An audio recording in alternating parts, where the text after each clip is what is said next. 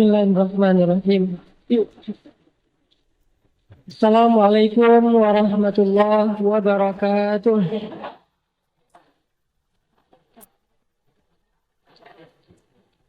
Alhamdulillahi rabbil alamin. Hamdan katsiran tayyiban mubarakan fihi kama yuhibbu rabbuna wa yarda.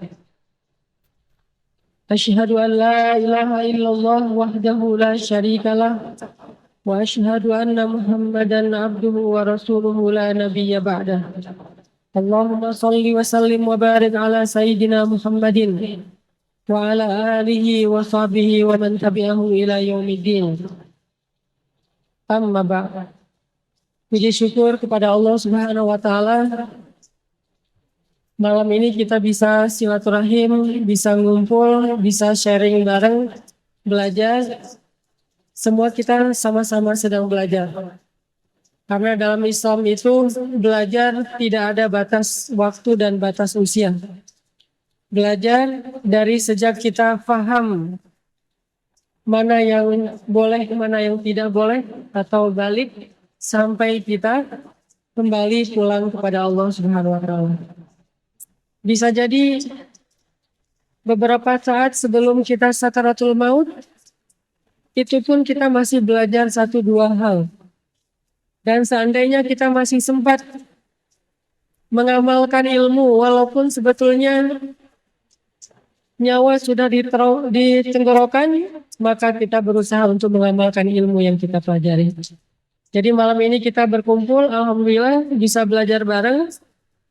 Mudah-mudahan teman-teman semuanya mendapatkan apa yang Nabi janjikan. Siapa yang menempuh jalan untuk mencari ilmu, maka Allah mudahkan baginya jalan ke surga. Mudah-mudahan semua yang ada di sini, Allah mudahkan jalan ke surga Allah. Allah mudahkan untuk mendapatkan hidayah Allah. Dan insya Allah Allah mudahkan juga untuk mendapatkan pasangan hidup dunia dan akhirat. Beda, amin ya. Saya yakin di sini banyak anak main, banyak anak-anak gaul, banyak anak-anak yang selebgram. Tapi buat saya selebgram itu nggak penting. Buat apa followers banyak-banyak tapi statusnya orang lain? Lebih baik followers satu aja tapi statusnya adalah istri.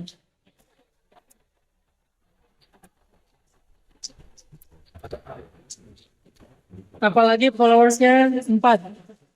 Istri, anak-anak. Takut nih. Yun. Oke teman-teman yang dirahmati Allah Subhanahu wa taala, sharing kita malam ini tentang satu ayat di dalam Al-Qur'an. Ayat A'udzubillahi minasyaitonirrajim. Bismillahirrahmanirrahim. Laqad kana lakum fi Rasulillahi uswatun hasanah. Ini ayat yang udah populer banget nih. Terutama kalau lagi musim Maulid, pasti ayat yang dibahas adalah laqad kana lakum fi Rasulillahi uswatun hasanah. Tapi malam ini saya akan bahas dari angle yang mungkin jarang dibahas. Dari sudut pandang yang selama ini mungkin jarang kita pikirkan. Bahwa ternyata Rasulullah SAW itu teladan beliau bukan hanya dalam urusan kelebihan-kelebihan dan keistimewaan beliau. Tapi Rasulullah SAW juga teladan justru dalam kekurangan dan kekeliruan-kekeliruan beliau. Karena Rasulullah SAW adalah manusia, maka Allah telah mentakdirkan Rasulullah itu tidak selalu tepat, tapi selalu benar. Ini dalam bahasa fikih, benar dan tepat itu beda ya. Kalau benar lawannya salah. Kalau tepat lawannya keliru. Kalau benar bahasa Arabnya hak. Kalau salah bahasa Arabnya batil. Kalau tepat bahasa Arabnya shawab. Kalau keliru bahasa Arabnya khata. Apakah Rasulullah selalu benar? Selalu benar. Rasulullah tidak pernah mengajarkan yang batil. Tapi apakah Rasulullah pernah keliru? Nah, Rasulullah itu berbuat dosa? Tidak. Tapi lupa? Ya. Dan Rasulullah SAW teladan untuk kita bukan cuma ketika beliau tepat. Bahkan beliau teladan untuk kita ketika beliau keliru. Rasulullah SAW bukan cuma teladan buat kita ketika beliau ingat, tapi juga teladan untuk kita ketika beliau lupa. Nah, teladan ketika Nabi keliru, teladan ketika Nabi lupa, ini jarang dibahas. Padahal itu uswatun hasanah juga. Uswatun hasanah dari mana? Kalau kita lupa, kalau kita keliru, kalau kita salah, gimana cara kita untuk tetap on the track, tetap diridhoi Allah, tetap Allah maafin kita. Kalau kita salah, kalau kita keliru, kalau kita lupa, kalau kita silap, kalau kita berdosa. Caranya adalah kita harus meneladani Nabi ketika Nabi juga berada dalam kondisi yang sama, walaupun tetap Nabi lebih baik daripada kita. Buat saya, laqad kana lakum fi Rasulillahi uswatun hasanah, bukan hanya ketika Nabi SAW sholatnya khusyuk, tapi juga ketika Nabi sholat lupa rakaat. Nabi itu pernah sholat harusnya 4 rakaat, lupa jadi 2 rakaat.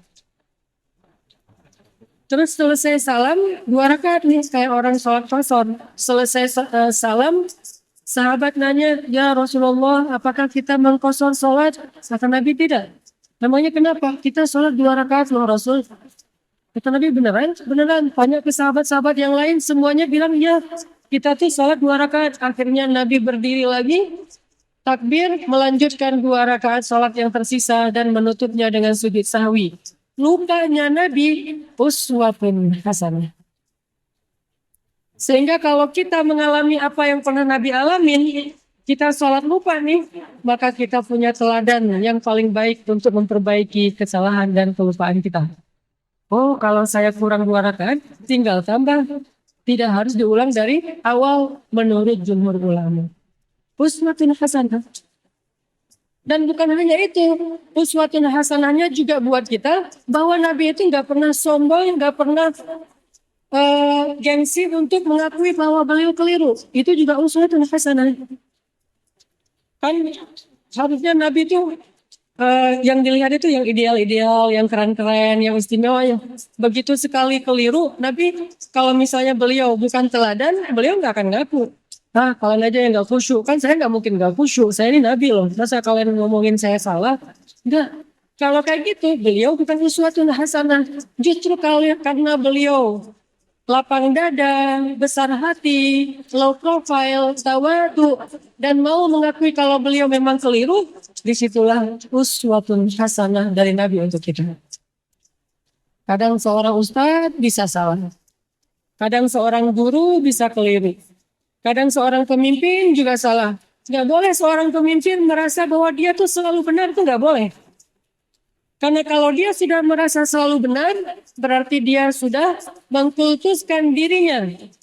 Dan Allah mengatakan, fala tuzakku anfusakum huwa a'lamu biman ittaqa. Janganlah kalian menganggap diri kalian suci. Artinya nggak pernah salah.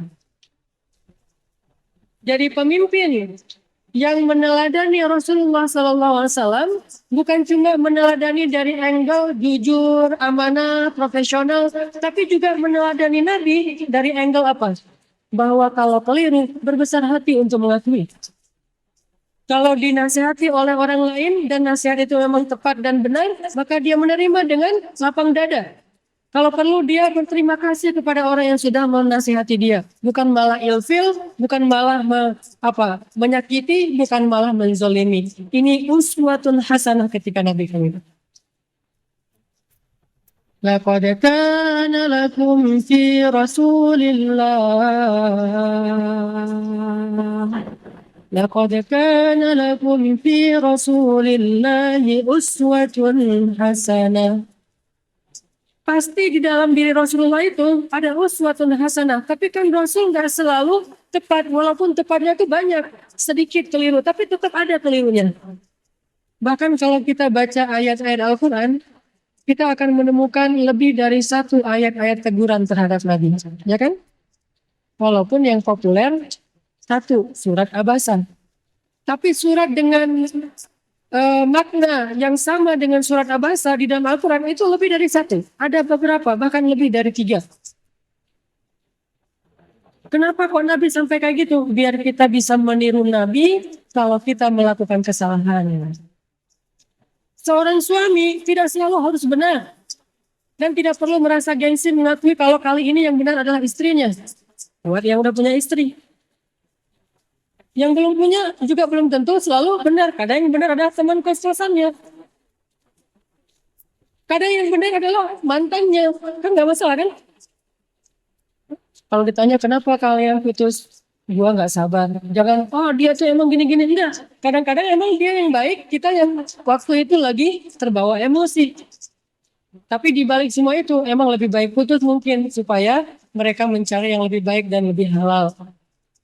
Tapi yang pasti teman-teman, kita coba malam ini belajar uswatun hasanah Nabi dalam kondisi ketika Nabi keliru. Dan ini sama sekali bukan ingin menjelek-jelekan Nabi, sebaliknya kita ingin melihat betapa Nabi itu hebat. Justru ketika kita melihat betapa Nabi besar hati, lapang dada, kita akan semakin kagum kepada sosok Rasulullah SAW. Contoh sholat tadi aja udah dapat 2 uswah, 2 teladan. 1, Nabi besar hati. 2, pelajarannya bahwa oh kalau salah dalam sholat berarti tinggal kita tambah ditutup dengan sujud sahwi. Ada 3 nih. Yang ketiga pelajarannya dalam kasus itu apa? Ternyata sahabat-sahabat Nabi itu orangnya dewasa. Sahabat-sahabat Nabi itu orangnya matang. Nggak gampang kundungan. Nabi sholat kurang 2 rakaat. Mereka nggak komen, katanya Nabi sholatnya nggak khusyuk. Nggak gitu. Mereka nggak unfollow Nabi. Wah, nggak benar nih postingannya, gua unfollow aja nih. Dan komennya cuman yang dekat doang sama Nabi. Yang komen yang lain nggak ikut-ikutan komen. Jadi komennya itu komen positif. Bukan ngebully Nabi, bukan Nabi mah ternyata sholatnya juga mikir yang lain. Saya kira selama ini udah keren banget, ternyata pencitraan doang. Enggak. Kenapa? Karena mereka followers yang udah matang. Bukan followers yang labil, yang galau gitu. Sehingga sekali Nabi postingnya agak-agak kurang tepat, mereka gundung fisabilillah. Bayangin, kalau sekali Nabi keliru terus gundung, kan berkurang kan umat Islam? Tidak, yang terjadi justru semakin bertambah. Kenapa?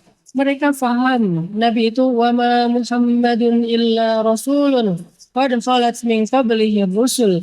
Dia juga seorang makhluk yang diutus oleh Allah. Kadang dia wafat, Allah menghidupkan dan mematikan, Allah memberi makan, Allah memelihara, Allah membuat dia ingat dan lupa. Semua itu adalah sifat manusia yang melekat pada diri Rasulullah SAW. Cuma satu bedanya. Beliau Allah jaga dari berbuat dosa, maksum. Dijaga dari berbuat dosa. Jadi Nabi itu nggak buat dosa. Tapi kalau keliru, ya. Lagian keliru itu bukan dosa sengaja. Cuman lupa, cuman salah paham, cuman ijtihad. Sehingga sahabat ketika Nabi keliru, ya udah easy going aja, tinggal bangun, ngelanjutin. Jadi makmum Nabi, nggak ada sahabat yang akhirnya dorong-dorong Abu Bakar lu aja yang jadi imam. Kayaknya Nabi lagi agak-agak kurang khusyuk gitu malam ini. Kayak lagi misalnya, enggak, sahabat tetap aja, ya udah Rasulullah kita ikutin. Nabi lanjut 2 rakaat diikutin, dan nggak ada yang ngomongin di belakang, nggak ada yang diam-diam. Bisa gitu juga ya Nabi, gua heran, jadi gosip.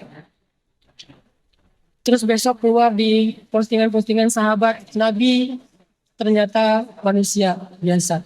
Hashtagnya Nabi lupa, viral di antara mereka. Gak usah dibesar-besarkan, itu hal yang wajar. Udah aja mereka lupa. Tapi tetap direwayatkan kisah ini supaya apa? Laqad kana lakum fi Rasulillah uswatun hasanah. Biar kita bisa niru. Ini angle uswah hasanah yang coba kita terapkan dalam hidup kita. Menyikapi kalau orang lain keliru. Orang lain itu bisa orang tua, orang lain itu bisa guru, orang lain itu bisa teman, orang lain itu bisa pasangan, orang lain itu bisa tetangga, orang lain itu bisa pemimpin, bisa pejabat, bisa siapa aja. Bahkan orang yang paling soleh sekalipun melakukan kesalahan dan kekeliruan. Salah satu di antara ciri-ciri orang bertakwa yang Allah sebutkan di dalam surat Ali Imran 135, وَالَّذِينَ إِذَا فَعَلُوا فَاحِشَةً أَوْ ظَلَمُوا أَنفُسَهُمْ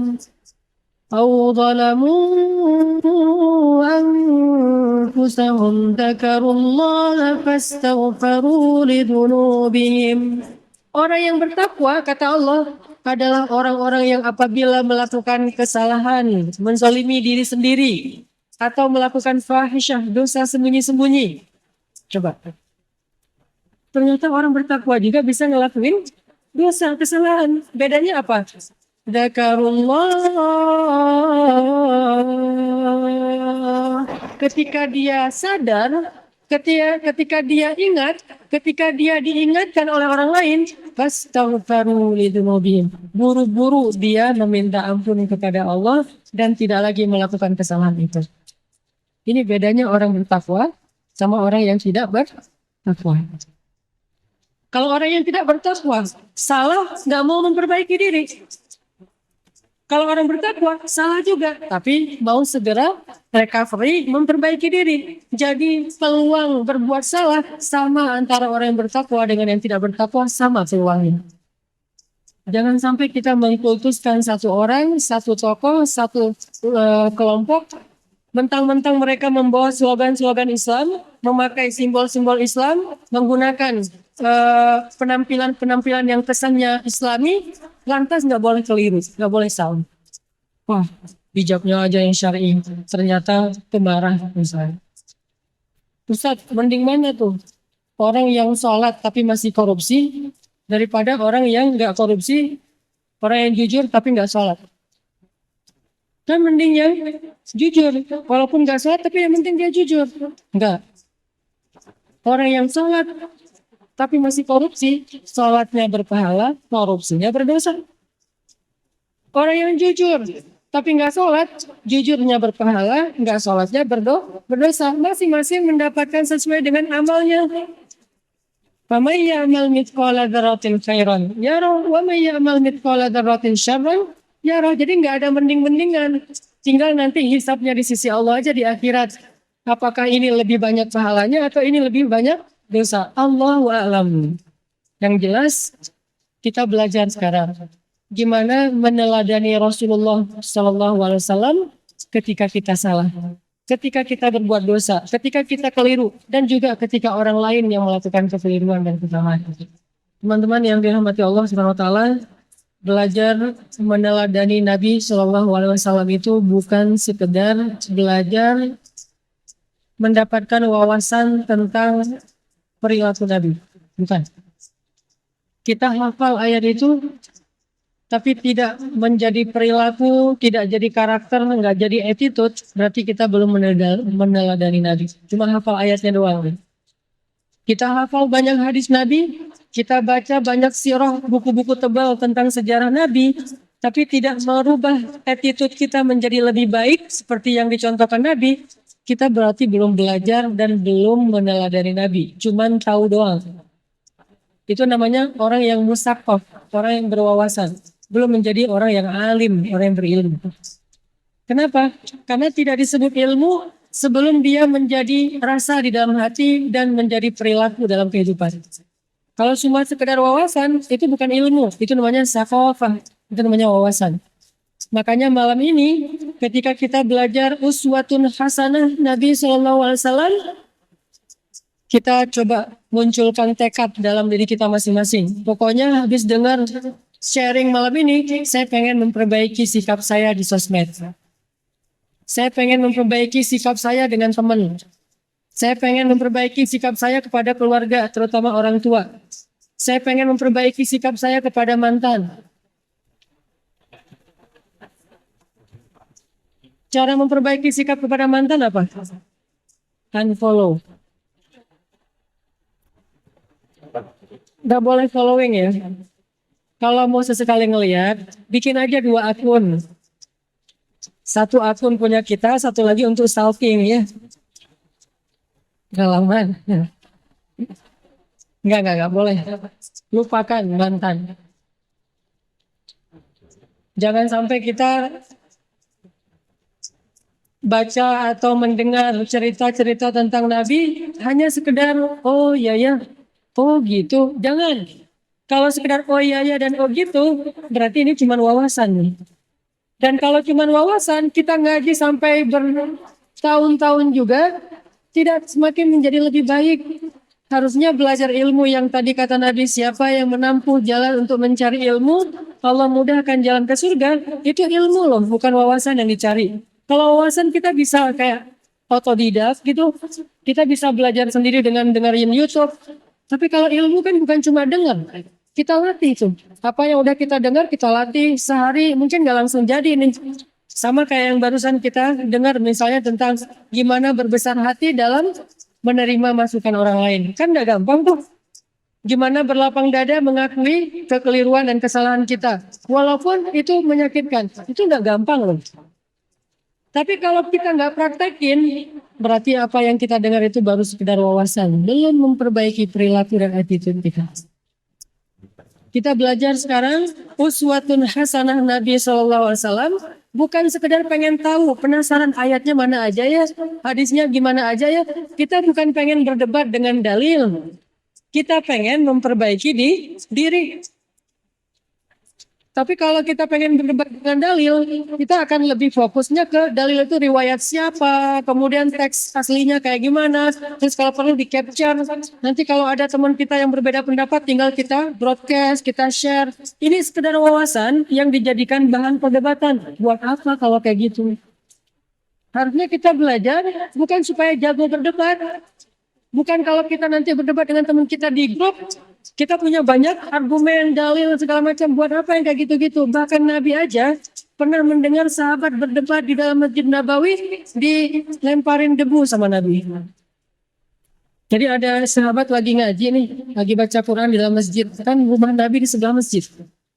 Tadinya ngaji, asik tuh, seru. Bismillahirrahmanirrahim, baca santai. Lama-lama mulai terjadi keriuhan, kegaduhan. Nabi dalam rumah mendengar kok udah mulai ada orang yang teriak-teriak ya. Kok mulai kayak ada orang yang marah-marah. Nabi keluar melihat mereka lagi berdebat tentang makna satu ayat. Nabi mengambil debu dan melempari mereka dengan mengatakan, kalau kalian membaca ayat Al-Quran, carilah ayat yang mempersatukan kalian. Artinya jangan membaca ayat-ayat yang membuat kalian berpecah belah, bukan ayatnya, tapi persepsi dan tafsiran terhadap ayat. Jadi teman-teman, saya pengen magerin dulu nih, bahwa yang kita belajar malam ini, termasuk saya, kita niatkan untuk memperbaiki perilaku kita. Baik perilaku kita di dunia nyata atau di dunia maya. Pokoknya kita perbaiki perilaku kita. Dan anak Indonesia tuh, anak Jawa Barat, orang Sunda itu diantara seluruh suku yang ada di Indonesia itu kan termasuk salah satu suku yang terkenal, paling lembut, santun, tata keramanya luar biasa kan. Jangan sampai identitas itu hilang oleh modernitas. Sehingga gara-gara kita hidup di dunia maya, medsos, kita melupakan tradisi nenek moyang kita yang sebetulnya luar biasa.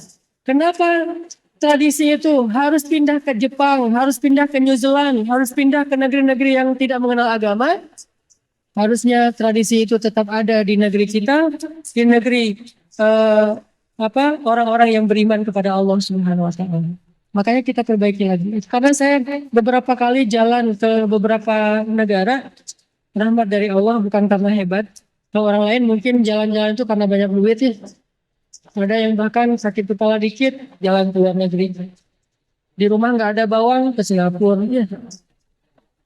Dan kalau saya mah alhamdulillah gratis diundang akhirnya ke luar negeri. Tapi diniatkan juga sekalian belajar, main, termasuk pencitraan ordai gitulah pokoknya. Jalan ke Korea ke Jepang gitu. Kenapa orang Jepang itu attitude-nya lebih Islami daripada kita? Padahal mereka tidak membaca teks-teks agama karena mereka terus berusaha memperbaiki perilaku mereka. Walaupun sisi lain mereka banyak masalah sih. Jalan ke New Zealand di Auckland misalnya, itu orang-orangnya itu luar biasa, sangat menjaga perasaan orang lain. Nah, kita punya teks yang sangat ideal, punya teladan uswatun hasanah yang udah paling keren lah pokoknya. Nggak ada lagi teladan yang lebih keren daripada teladan kita. Emang ada manusia yang lebih keren daripada Rasulullah? Nggak ada kan? Rasulullah itu yang paling keren udah tuh. Yang paling teladan terbaik. Kalau teladan kita udah terbaik, tapi perilaku kita nggak terbaik, pasti ada masalah dalam kita meneladani Nabi. Bukan Nabinya yang nggak keren. Kita belum meneladani Nabi secara utuh. Baru mengambil wawasan-wawasan dari hadis-hadis Nabi SAW.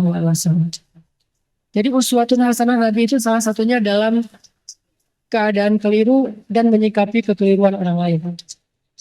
Apa contoh lain bahwa Nabi keliru? Misalnya, yang paling terkenal tadi itu surat Abasa. Abasa wa tawalla jahul a'ma. Satu paragraf, setengah surat isinya adalah teguran kepada Nabi, bayangin. Setengah surat isinya teguran kepada Nabi. Bahwa Nabi waktu itu keliru nyuekin seorang sahabat yang datang pengen belajar Islam kepada beliau. Dan kelirunya Nabi bukan karena beliau sombong kepada Abdullah, bukan. Karena beliau berpikir masih banyak waktu untuk Abdullah. Kali ini beliau lagi sibuk ngedakwahin pemuka-pemuka Quraisy. Jadi alasannya make sense juga nih. Alasannya logis, menurut saya nggak ada yang salah. Cuman tetap menurut Allah itu keliru. Sampai bahasa Allah tuh kayak nyindir gitu. Coba terjemahannya. Abasa wa tawalla. Dia bermasa muka dan berpaling. Anja'ahul a'ma. Mentang-mentang yang datang kepada dia seorang laki-laki yang buta. Wa ma yudrika la'allahu yazakka. Memangnya kamu tahu, bisa aja dia akan mendapatkan kebaikan dengan belajar. Sedangkan orang yang banyak harta dan sombong, kamu malah meladeninya. Giliran hambaku yang miskin, yang buta, datang kepadamu, kamu malah cuek kepada dia. Kalla, kata Allah. Jangan gitu dong Muhammad. Coba. Kalla kan artinya bukan sekali-kali tidak. Dalam konteks ini, arti kalla, jangan gitu dong. Kalla, innaha tazkirah, faman sya'a dzakara. Jangan gitu dong Muhammad, ini kan pelajaran untuk orang yang menginginkannya, kamu kasih pelajaran itu. Nabi ditegur sama Allah Subhanahu wa taala dengan bahasa sindiran. Dan itu kayaknya kalau kita ditegur kayak gitu gimana perasaannya tuh? Bayangin seorang ustadz, seorang guru, pondok pesantren, kiai besar, pemilik pesantren yang selama ini tuh ceramah menasihati murid-muridnya. Tiba-tiba suatu saat dimarahi oleh orang lain gara-gara beliau keliru di depan umum. Kira-kira gimana perasaannya? Malu kan? Kalau dia gengsi. Nabi nggak malu. Bukti Nabi nggak malu apa? Ayat itu kemudian dibacakan oleh Nabi kepada para sahabat. Abdullah udah pulang karena Nabi bermasa muka. Tiba-tiba turun ayat surat Abasa. Nabi mengejar Abdullah, ngumpulin sahabat, terus Nabi bilang, telah turun kepadaku satu ayat. Maukah kalian mendengarkannya? Mau ya Rasulullah. Sahabat semangat mendengarkan Al-Quran. Bayangin gimana perasaan Nabi bacain ayat teguran terhadap diri sendiri. Kebayang gak tuh? Kalau ayat-ayat yang lain, bahwa Muhammad itu adalah uswatun hasanah, Muhammad itu adalah yang terbaik, Muhammad itu jujur, Muhammad itu gampang ngebacanya. Tapi kalau Muhammad itu keliru, ini berat nih. Tapi buat Nabi itu tidak berat. Menunjukkan Nabi itu sangat low profile. Bayangin, kumpulin sahabat satu masjid, terus Nabi bacain. Abasa wa tawalla anja'ahul a'ma wa ma yudrika la'allahu yazzakka. Sahabat pada tahu siapa yang dimaksud? Nabi. Oh Nabi. Pada nggak enak hati kan sahabat juga dengerin. Oh jadi ceritanya Nabi lagi dimarahin Allah. Ya rame di antara sahabat. Nabi bacain ayat tentang diri beliau sendiri lagi ditegur sama Allah. Bahkan ketika seorang sahabat Abdullah bin Umi Maktum datang, Nabi langsung buka sorban. Untung dulu nggak ada pupuk kali ya. Nabi buka sorban, langsung dibentangkan sorbannya. Terus Nabi bilang, selamat datang orang yang karena dia saya ditegur oleh Allah Subhanahu Wa Taala. Ini uswatun Ini uswatun hasanah. Selamat datang orang yang karena dia saya ditegur oleh Allah Subhanahu wa taala. Lihat betapa besar hati Rasulullah sallallahu alaihi wasallam. Artinya ketika kita keliru, dinasihati oleh orang lain, harusnya selain kita memperbaiki diri, kalau kita lebih keren lagi, kita akan bersyukur, berterima kasih. Kalau perlu kita mention dia, alhamdulillah diingatkan. Alhamdulillah dikasih tahu, tapi memberitahunya dengan cara-cara yang baik. Ini artinya dalam adegan abasa wa tawalla itu Rasulullah mengajarkan kita gimana kalau kita berada di kondisi yang sama. Istri ngasih tahu kepada kita bahwa kita keliru, makin kita cinta sama dia. Bukan, mama tajasus cari-cari kesalahan papa. Salah aja di mata mama. Apa sih yang benar papa di mata mama? Jangan punduh. Mama perhatian banget sama papa. Oh iya pak, mau lagi yang lain kesalahannya. Oh iya silakan ma. Akhirnya disebutin 100 kesalahan kita. Jadi satu buku, 100 rapor merah suami. Ini menunjukkan Rasulullah itu orangnya sangat low profile, easy going, no hard feeling, dan beliau orang yang sangat lapang dada.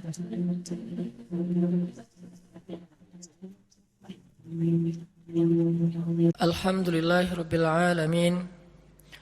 Hamdan katsiran tayyiban mubarakan fih kama yuhibbu rabbuna wa yarda.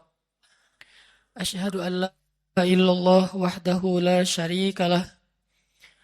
Wa asyhadu anna Muhammadan abduhu wa rasuluhu la nabiyya ba'dah. Allahumma salli wa sallim wa barik ala sayyidina Muhammadin kama dzakarahu adz-dzakirun al-akhyar. Wa salli wa sallim wa barik ala sayyidina Muhammadin makhtalafa al-lail wan nahar. Wa salli wa sallim wa barik ala sayyidina wa habibina wa maulana Muhammadin wa ala al-muhajirin wal ansar. Ibadallah, usikum wa nafsi bitaqwallah. Wa tazawwadu fa inna khairaz zadi taqwa. Inna akramakum indallahi atqakum. Fattaqullaha mastata'tum.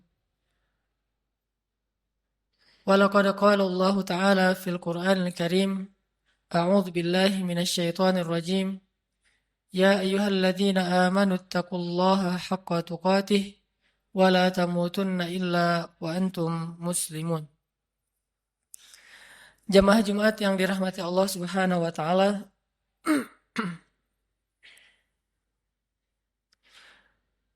Dalam sebuah hadis yang diriwayatkan oleh Imam At-Tirmidzi, Rasulullah sallallahu alaihi wasallam pernah bersabda, An Abdullah bin Mas'ud radhiyallahu an qala Rasulullah sallallahu alaihi wasallam, Ala ukhbirukum biman yahrumu 'alan nar aw biman tahrumu 'alaihi an-nar, ala kulli qaribin hayyinin sahlin. Dari Abdullah bin Mas'ud radhiyallahu an ia berkata, Rasulullah sallallahu alaihi wasallam bersabda, maukah kalian aku beritahu orang-orang yang tidak akan disentuh oleh api neraka, atau orang yang tidak akan masuk ke dalam api neraka? Mereka adalah setiap orang yang memiliki sifat qaribin hayyinin sahlin. Hadis riwayat At-Tirmidzi. Dalam riwayat yang lain disebutkan ala kulli hayyinin layyinin qaribin sahlin. Orang yang memiliki 4 sifat, yaitu sifat hayyin, sifat layyin, sifat qaribin, dan sifat sahlin. Shadaqa Rasulullah sallallahu alaihi wasallam. Jamaah yang dirahmati Allah, ada 4 sifat yang kita bisa ambil di dalam beberapa hadis tadi. Sifat yang sangat diistimewakan oleh Allah Subhanahu wa taala pada diri seorang hamba.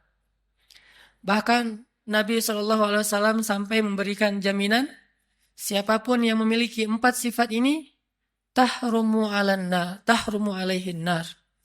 Api neraka tidak akan membakarnya, atau dia tidak akan mungkin masuk ke dalam api neraka. Sifat yang pertama adalah sifat hayyin. Kalau kita membaca di dalam Al-Quran, Di antara ayat yang menjelaskan tentang sifat hayyin ini adalah surat Al-Furqan ayat 63.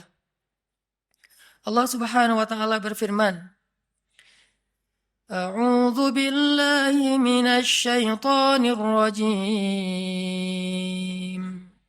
Bismillahirrahmanirrahim. وعباد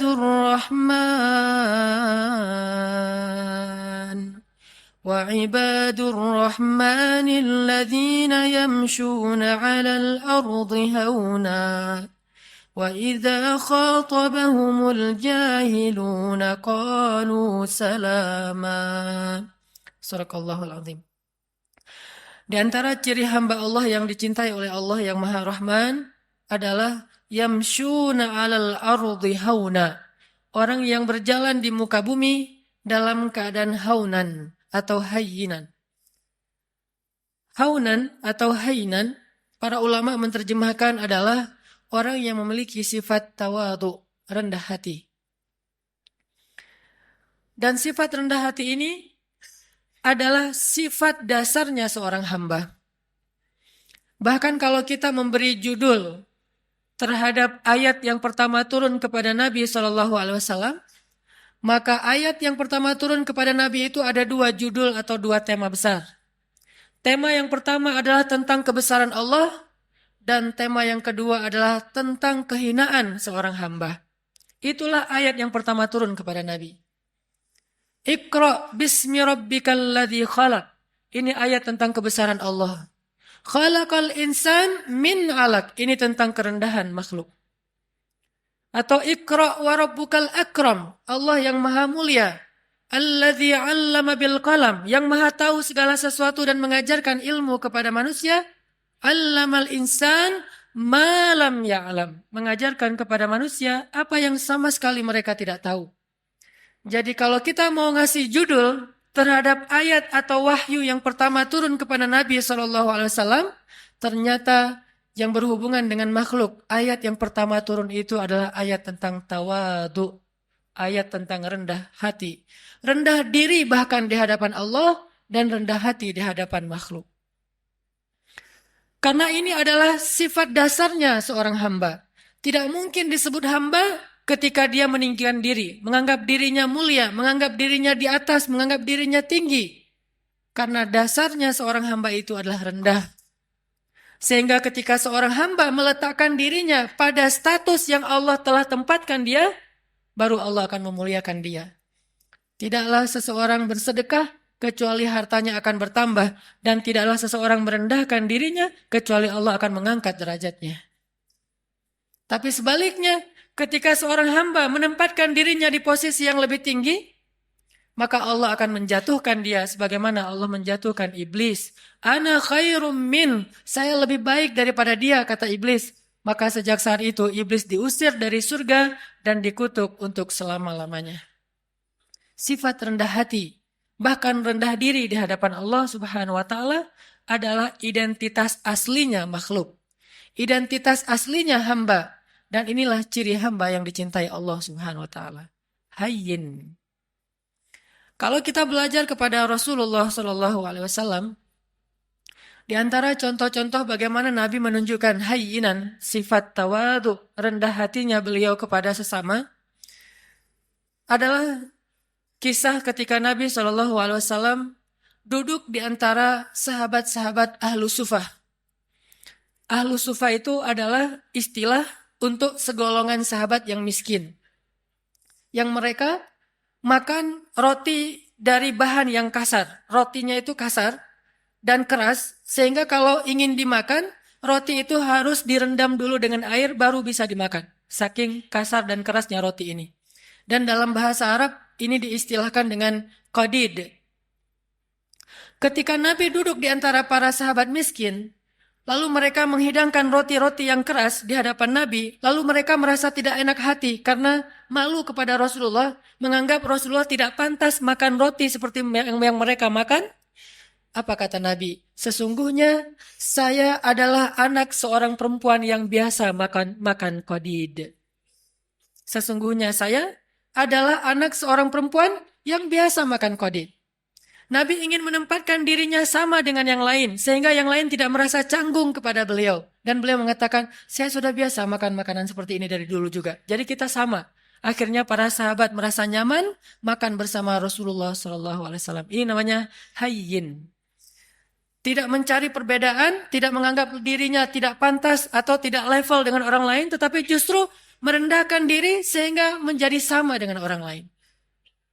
Bahkan dalam riwayat yang lain yang mungkin ceritanya juga cukup terkenal, walaupun ulama memberikan judul yang berbeda-beda terhadap kisah ini, adalah kisah ketika Nabi bertemu dengan sekelompok penggembala ternak. Dan di Arab pada masa itu, yang menggembala ternak rata-rata bukan menggembala ternak pribadinya, bukan miliknya. Biasanya milik orang kaya, digembalai oleh orang-orang miskin. Sama kayak Nabi dulu pernah menggembala ternak-ternak orang Mekah, bukan ternak beliau sendiri. Ketika Nabi duduk di antara para penggembala, maka Nabi menyampaikan, tidaklah Allah mengutus seorang Nabi, kecuali mereka pernah menggembala ternak.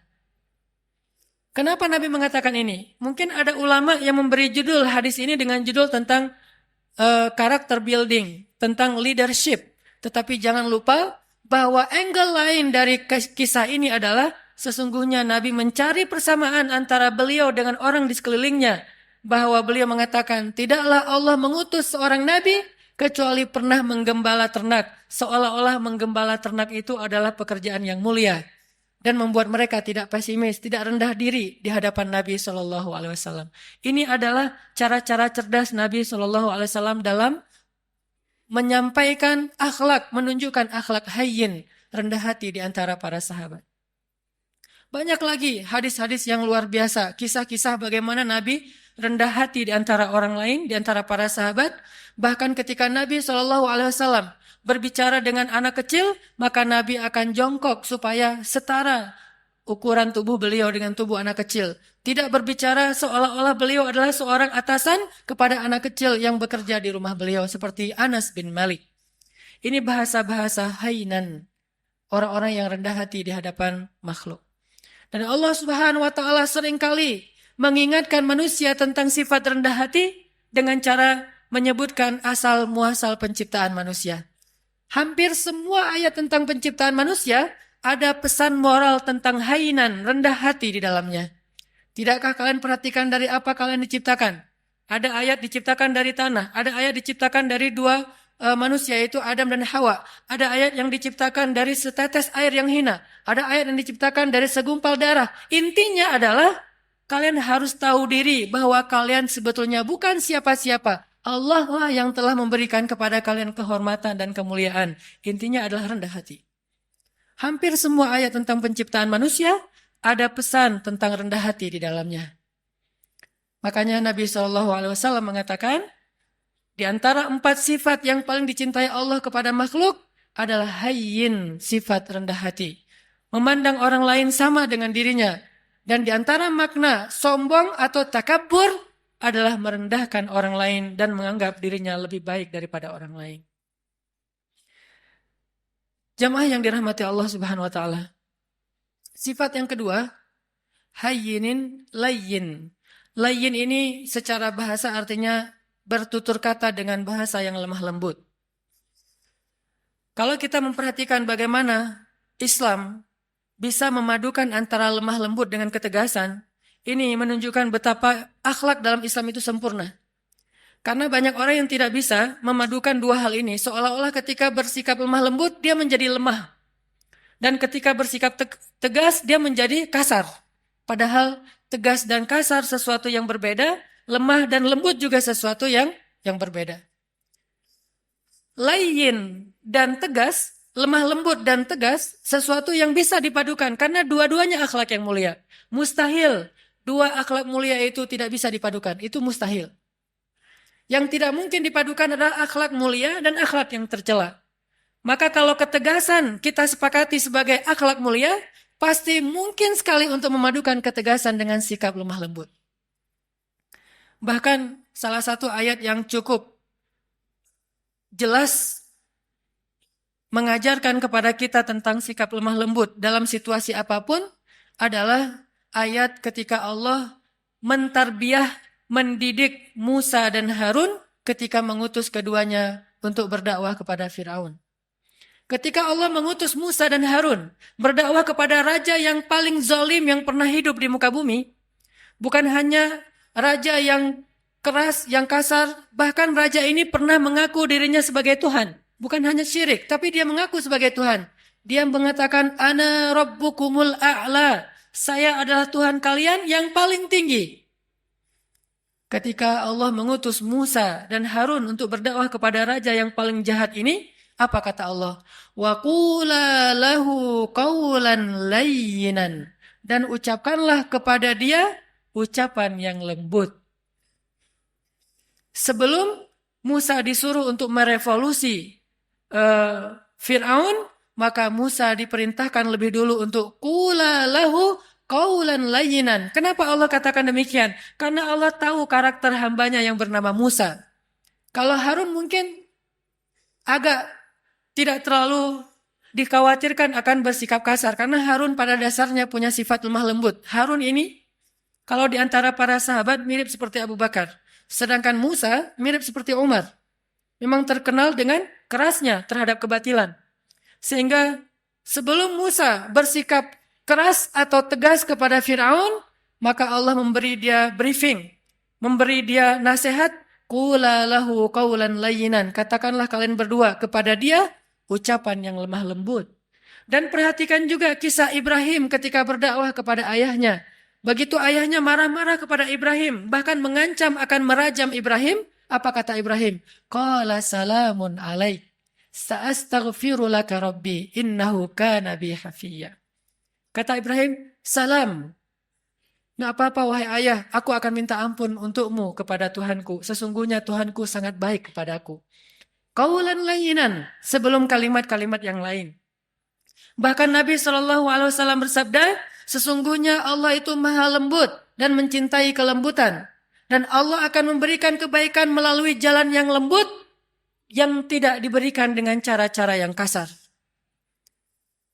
Maka muncullah salah satu kisah yang cukup fenomenal dalam kehidupan Nabi tentang sifat lemah lembut adalah adegan ketika ada seorang laki-laki Badui buang air kecil di dalam Masjid Nabawi. Ini masjid tersuci nomor 3 di dunia bagi kaum muslimin. Setelah Makkah, nomor 2 bahkan setelah Makkah, kemudian Nabawi, kemudian Masjidil Aqsa.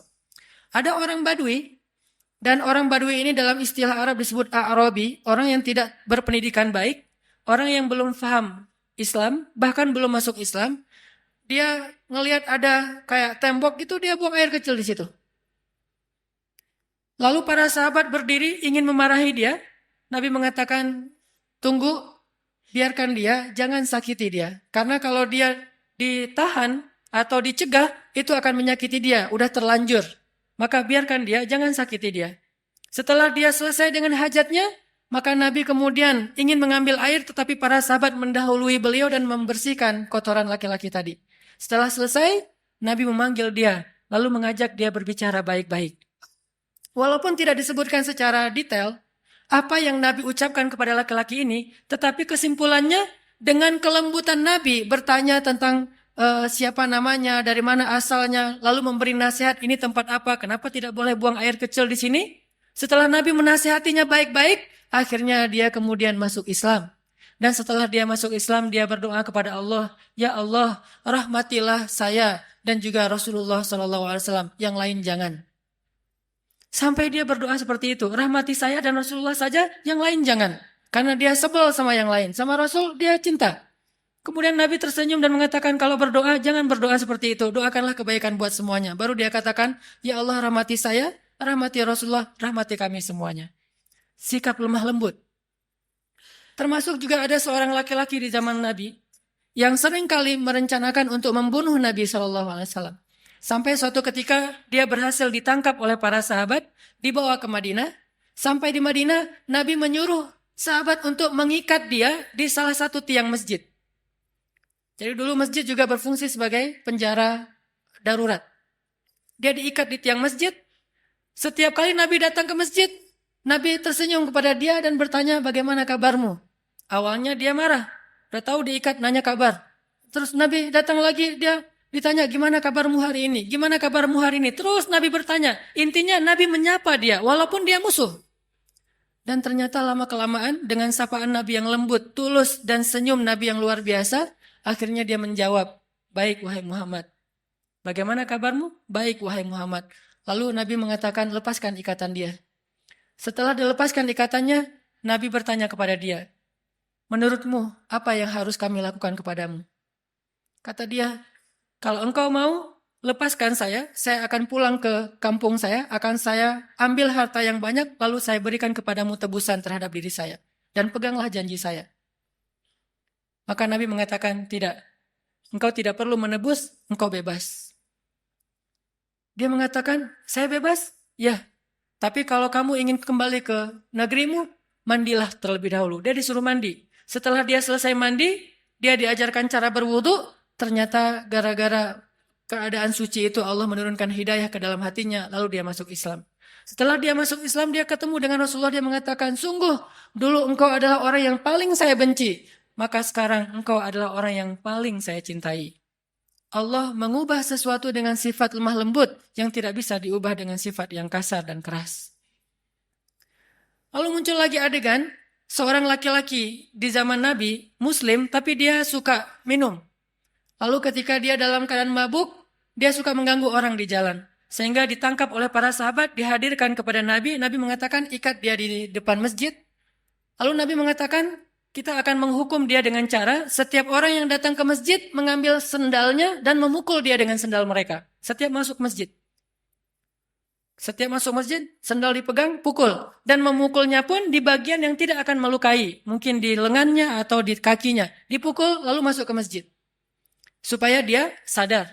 Lalu tiba-tiba ada seorang laki-laki, sahabat, memukulnya sambil mencela dengan mengatakan, celaka kamu. Maka Nabi SAW mengatakan, jangan begitu. Janganlah engkau membantu syaitan untuk mencelakakan saudaramu. Tegas, tetapi tetap menjaga kehormatannya. Sampai Nabi bersabda, kalau kita baca kitab Riyadhus Shalihin, ada bab yang khusus masalah ini. Nabi bersabda, jika budak perempuan kalian berzina, maka cambuklah dia, tetapi jangan mencela dia. Kalau dia berzina untuk kedua kalinya, cambuklah dia, tetapi jangan mencela dia. Kalau dia berzina lagi untuk ketiga kalinya, maka juallah dia walau dengan harga seutas tali yang murah, tetapi jangan mencela dia. Dalam Islam tidak ada ruang untuk mencela siapapun. Tetapi hukum, hak agama untuk ditegakkan. Sedangkan celaan bukan bagian dari agama. Ini sikap lemah lembutnya Islam tanpa kehilangan ketegasannya. Kemudian Nabi juga mengatakan tentang bagaimana seorang suami kepada istri. Istausu bin nisa'i khairan, fa innal mar'ata khuliqat min dhila, wa inna a'wajad dhila a'lah. Perlakukanlah istri kalian dengan lemah lembut, dengan baik. Karena sesungguhnya perempuan itu tercipta dari tulang rusuk. Dan tulang rusuk yang paling bengkok itu yang atasnya. Jika kalian terlalu kaku, keras, mereka akan patah. Dan jika kalian membiarkan, mereka tetap bengkok. Istausu bin nisa'i khairan. Perlakukan mereka dengan lemah lembut. Ini diantara banyak sekali riwayat-riwayat tentang pentingnya sifat lemah lembut, walaupun bukan berarti tidak ada ketegasan sama sekali. Yang ketiga, setelah hayyinin, rendah hati, layyinin, lemah lembut, ada sahlin. Sahlin itu mudah dan memudahkan.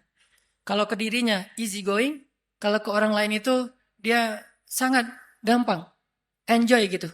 Tidak terlalu mempersulit urusan orang lain. Dan saking ingin memudahkan urusan orang lain, Nabi SAW sering kesulitan sendiri. Saking ingin memudahkan urusan orang lain, sampai beliau sering kesulitan sendiri. Di antaranya, suatu saat Nabi sedang berada di pasar, tiba-tiba ada seorang perempuan, kemudian meminta Nabi, hei anak muda, temenin saya belanja. Nggak tahu kalau itu Rasulullah. Ditemenin sama Nabi, angkat barang-barangnya sampai selesai semuanya, kemudian diantarkan ke rumahnya, sehingga Nabi jadi tidak menyelesaikan hajatnya sendiri, demi memudahkan urusan orang lain. Karena Allah berfirman, siapa yang memudahkan urusan saudaranya di dunia, maka Allah mudahkan urusan-urusan dia nanti di akhirat. Dan kita tahu akhirat itu hari ketika urusan akan sangat sulit dan kepayahan. Nabi memudahkan. Bahkan dalam sebuah riwayat yang juga cukup terkenal, suatu pagi Nabi SAW lapar, kemudian beliau datang ke dapur istrinya membuka-buka, kalau bahasa kita mungkin membuka panci gitu, ingin mencari makanan apa di dapur. Ternyata hari itu Aisyah belum memasak apa-apa. Sehingga Nabi ketika lagi buka-buka panci di dapur, tiba-tiba Aisyah muncul. Nabi tidak ingin mempersulit Aisyah, sehingga tiba-tiba Nabi mengatakan, "Ya Aisyah, hari ini saya berpuasa." Sehingga Aisyah otomatis mengatakan, "Oh ya sudah kalau gitu sekalian, memang saya hari ini tidak memasak. Bukankah puasa sunnah boleh niat belakangan dengan syarat belum makan apa-apa?" Akhirnya Nabi yang tadinya niat tidak puasa, gara-gara tidak ada makanan dan tiba-tiba Aisyah muncul. Dan kalau Nabi sampai ketahuan lagi buka-buka panci, nanti Aisyah terpaksa harus belanja, masak segala macam. Untuk memudahkan Aisyah, Nabi mengatakan langsung, "Aisyah, hari ini saya berpuasa." Sehingga Aisyah tidak perlu merasa bersalah karena tidak memasak hari itu. Lihat bagaimana Nabi memudahkan urusan keluarganya. Bahkan ketika ditanya kepada Aisyah, "Ya Aisyah, apa yang dilakukan Nabi di rumah?" Aisyah mengatakan, "Nabi di rumah sibuk menyelesaikan semua urusan istri-istrinya." Jadi Nabi kalau di luar, orang berlomba-lomba menyelesaikan hajat beliau, kalau di rumah, beliau justru sibuk dan tidak berhenti untuk menyelesaikan hajat keluarganya. Menyelesaikan urusan orang lain, sahlin, memudahkan. Dan Allah Subhanahu wa taala senang memudahkan urusan hamba. Yuridullahu bikumul yusra wala yuridu bikumul usra. Allah ingin memudahkan kalian dan tidak ingin mempersulit kalian. Lalu siapa kita yang ingin mempersulit urusan orang lain? Bahkan Allah saja ingin memudahkan urusan kita. Yang terakhir, jamaah yang dirahmati Allah, sifat yang dicintai Allah dari seorang hamba adalah qaribin. Qaribin ini lalu menjadi bahasa Indonesia karib, artinya dekat, akrab, tidak jaim. Orangnya itu mudah untuk bergaul. Baru kenal dengan dia langsung akrab. Dan juga bukan berarti dia terlalu sok akrab atau caper dan seterusnya, tetapi mudah bergaul dengan dia. Tidak ada jarak, tidak membuat orang sungkan. Rasulullah SAW ketemu dengan siapapun, orang itu akan mudah curhat kepada beliau. Bahkan seorang perempuan yang baru kenal beliau, dengan nyaman curhat kepada beliau. Datang seorang perempuan mengatakan, "Ya Rasulullah, bukankah Allah la yastahi minal haq?" Allah tidak malu kalau kita ngomong tentang suatu kebenaran? Kata Nabi, "Ya, memangnya ada apa?" Kata dia, "Ya Rasulullah, bagaimana cara membersihkan haid?" Seorang perempuan nyaman bertanya itu kepada Rasulullah. Dan pasti tidak akan nyaman bertanya itu kepada yang lain. Bagaimana cara membersihkan haid? Nabi mengatakan, "Ya dibersihkan." Kata dia, "Ya tapi bagaimana?" Kata Nabi, "Ya dibersihkan." Kata dia, "Ya tapi bagaimana ya Rasul?" Akhirnya Aisyah yang mendengar pertanyaan ini, memegang tangannya, membawa dia masuk ke dalam dan dijelaskan secara lebih jelas, lebih detail, karena Nabi tidak mungkin menjelaskan itu kepada yang bukan mahramnya. Tapi intinya di sini, betapa seorang perempuan merasa nyaman untuk curhat, menanyakan perihalnya kepada Rasulullah, termasuk sampai turun ayat curhat di dalam Al-Quran. Tahukah kita surat curhat di dalam Al-Quran? Surat curhat itu namanya Al-Mujadalah atau Al-Mujadilah. Kalau kita baca Al-Mujadilah artinya curhat. Kalau kita baca Al-Mujadilah artinya perempuan yang sedang curhat. Sampai turun ayat tentang curhat, seorang perempuan datang kepada Rasulullah dan menanyakan perihal masalah keluarganya kepada Rasulullah SAW. Dan tidak ada orang yang datang kepada Nabi dalam keadaan kecewa. Maka jamaah yang dirahmati Allah Subhanahu wa taala, tunjukkan 4 sifat ini dalam kehidupan sehari-hari kita. Mulai dari keluarga, tetangga, siapapun, bahkan orang yang kadang kita tidak kenal di jalan. Bukankah dengan tersenyum kita bisa mencairkan suasana? Bukankah dengan sedikit mengalah itu tidak akan merugikan kita? Kita adalah muslim. Dan sebagai muslim, kita punya tanggung jawab untuk memperlihatkan bahwa Islam itu agama yang indah, agama yang terbaik. Jangan sampai agama Islam ini dicela, justru karena akhlak kita yang tidak baik. Berarti kita telah mencoleng agama kita sendiri. Barakallahu li walakum.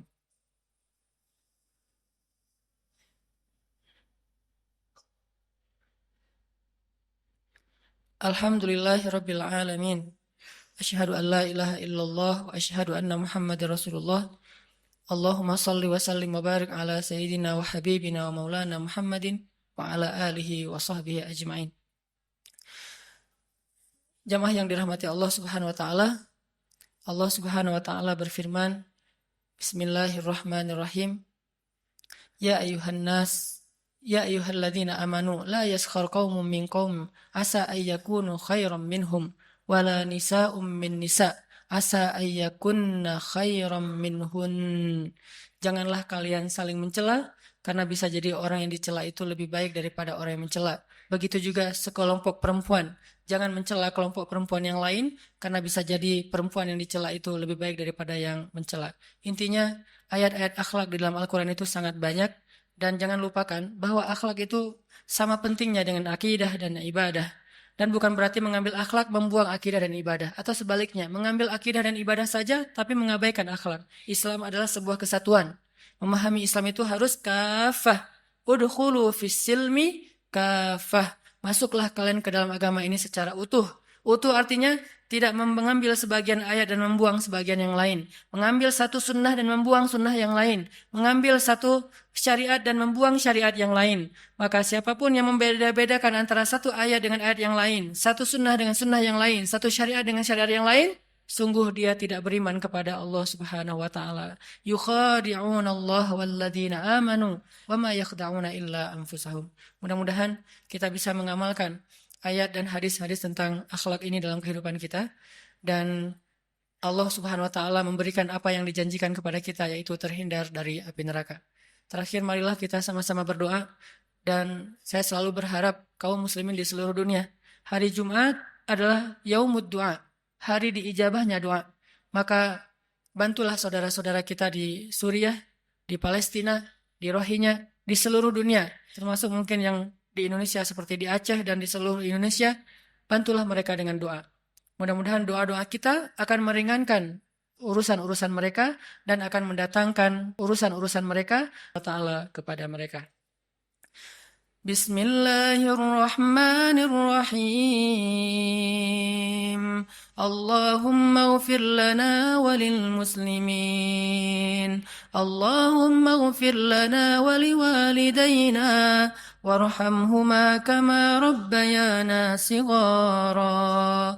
Allahumma inna nas'aluka al-huda wat-tuqa wal-'afafa wal-ghina. Allahumma a'inna ala dhikrika wa syukrika wa husni ibadatik. Rabbana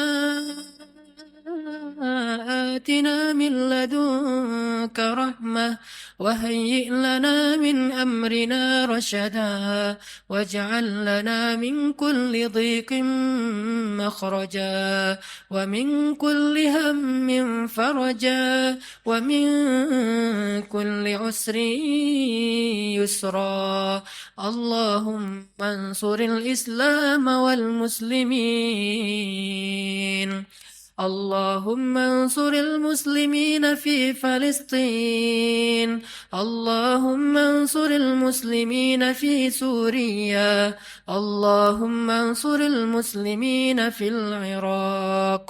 اللهم انصر المسلمين المستضعفين المظلومين في رهينيا.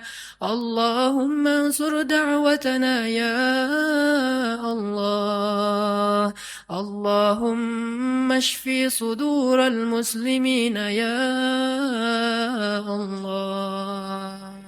اللهم اجعل بلدنا هذا إندونيسيا بلدا آمنا بلدا آمنا بلدا آمنا وارزق أهله من الثمرات من آمن منهم يا رزاق. ربنا هب لنا من أزواجنا وذرياتنا قرة أعين واجعلنا للمتقين إماما. Ya Allah, ya Arhamar Rahimin, ampunkanlah dosa-dosa kami ya Allah, maafkanlah kesalahan kami ya Allah. Ya Arhamar Rahimin, anugerahkanlah kepada bangsa kami ini pemimpin-pemimpin yang taat kepadamu dan adil kepada manusia. Berilah petunjuk-Mu kepada pemimpin-pemimpin kami dan bimbinglah ulama-ulama kami. Berilah hidayah-Mu kepada pemuda-pemuda Islam di Indonesia dan bangkitkanlah Islam di tangan-tangan para pemudanya. Berikanlah kepada kami keluarga-keluarga yang menjadi penyejuk mata kami dan jadikanlah kami imam dalam ketakwaan. Ya Arhamar Rahimin, bantulah saudara-saudara kami di seluruh dunia, saudara-saudara kami di Palestina, di Suriah, di Irak, di Myanmar, di Yaman, di Mesir, dan di seluruh dunia. Ya Allah, bantulah saudara-saudara kami di Nanggro Aceh Darussalam dan kuatkanlah kesabaran mereka. Hindarkanlah negeri ini dari malapetaka dan musibah-musibah yang akan mengambil dan menyakiti urusan dan menyulitkan urusan kaum muslimin. Ya Arhamar Rahimin, satukanlah barisan kaum muslimin, satukanlah hati kaum muslimin. Engkaulah yang menggenggam hati hambamu, tidak ada daya dan upaya kecuali dengan kebesaranmu, ya Allah. Ya Arhamar Rahimin, jadikanlah kami termasuk di antara orang-orang yang menolong agamamu. Jangan engkau biarkan kami menjadi orang yang hanya duduk berpangku tangan dan membiarkan agamamu dalam keadaan terlunta-lunta. Ya Arhamar Rahimin, selamatkanlah kami di dunia dan di akhirat. Jauhkan kami dari azab kubur. Berikanlah kepada kami husnul khatimah. Rabbana atina fid dunya hasanah wa fil akhirati hasanah wa qina adzabannar. Qulu qawli hadza wastaghfirullah li wa lakum innahu huwal ghafurur rahim. Benar kan kata Allah, kalau mereka fuqara, yughnihimullah, maka Allah akan memberikan kekayaan untuk mereka atau kecukupan. Jadi obat hati itu adalah yakin kepada Allah. Dan cara yakin kepada Allah, baca firman-firman Allah Subhanahu wa taala. Allah berjanji di dalam banyak ayat untuk bisa menjadi iman, menambah faith, menambah keyakinan di dalam hati kita. Tinggal kita baca aja. Banyak banget ayat-ayat kayak gitu. Jadi begitu kita galau tentang gimana nanti nih, apa yang harus saya kasih, gimana menafkahi, baca nih ayat. Gitu juga kalau misalnya kita cari kerjaan atau cari nafkah. Allah Subhanahu wa taala juga memberikan kita banyak sekali ayat-ayat yang menjadi janji dari Allah bahwa siapa yang yakin kepada Allah, pasti Allah Subhanahu wa taala akan menjaganya. Itu banyak banget ayat kayak gitu. Salah satunya teman-teman bisa baca minimal banget teman-teman bisa baca di surat Hud ayat 6. Coba baca surat Hud, surat 11 ayat 6. Ini juga ayat untuk ngecas iman kita. Apa kata Allah di ayat 6 surat Hud? Bismillahirrahmanirrahim. Wa ma min dabbatin fil ardi illa 'ala Allahi rizquha wa ya'lamu mustaqarraha wa mustawda'aha kullun fi kitabim mubin.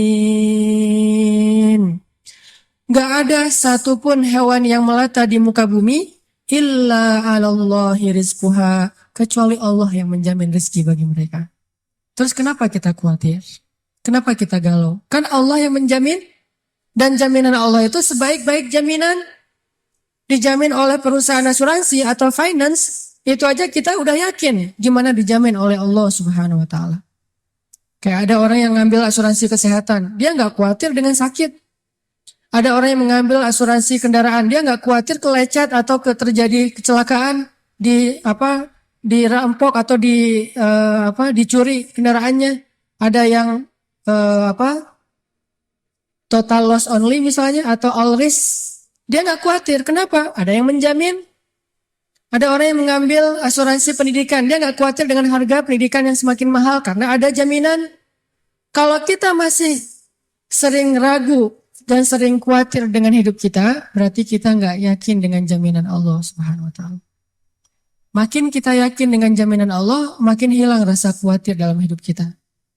Tenang ajalah, ada Allah.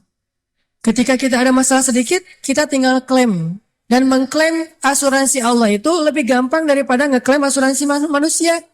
Ngeklaim asuransi manusia tetap aja ada biayanya. Tapi ngeklaim kepada Allah itu nggak ada biayanya, nggak perlu pakai nomor antri, nggak perlu jauh-jauh keluar dari rumah. Kita tinggal mengangkat kedua tangan kita mengatakan, Ilahi, Rabbi, saya ada masalah nih. Tetapi Engkau Maha Besar. Dan setelah itu, hati kita akan langsung tenang. Ini teman-teman, di antara obat terhadap semua penyakit hati itu adalah belajar yakin kepada Allah Subhanahu wa taala. Teman-teman bisa baca juga nanti surat Al-Mulk ini surat yang benar-benar ngebooster hati kita. Jadi sesi pertama ini saya pengen sharing, ternyata kalau kita pengen menghilangkan semua penyakit hati kita, mulailah dari belajar iman, belajar yakin kepada Allah Subhanahu wa taala. Kalau kita pengen belajar menjadi orang yang menjalani hidup itu penuh dengan keyakinan, penuh dengan harapan, orangnya optimis, caranya belajar yakin kepada Allah Subhanahu wa taala. Dan salah satu cara belajar yakin kepada Allah, baca ayat-ayat Allah, terutama ayat-ayat booster tentang kebesaran Allah Subhanahu wa taala. Inna fi khalqis samawat, dalam penciptaan langit, bukan cuma di langit tapi penciptaannya, prosesnya. Inna fi khalqis samawati wal ardi wa ikhtilafil lail wan nahari laayatin liulil albab. Langit, bumi, silih bergantinya malam dan siang atau musim, di situ ada bukti-bukti bahwa Allah Maha Kuasa. Kalau itu aja buat Allah gampang, cuma kun fayakun, apalagi cuma ngurus kita yang cuma kecil dibandingkan langit dan bumi. Kita itu dibandingkan langit dan bumi, gak ada apa-apanya. Kalau langit dan bumi aja buat Allah gak ada apa-apanya lagi, apalagi kita. Jadi intinya teman-teman, kenapa kita khawatir kalau Allah menjamin kehidupan kita? Kenapa kita khawatir kalau Allah berjanji menolong kita? Kenapa kita khawatir kalau Allah Subhanahu wa taala tidak akan menyia-nyiakan kebaikan kita?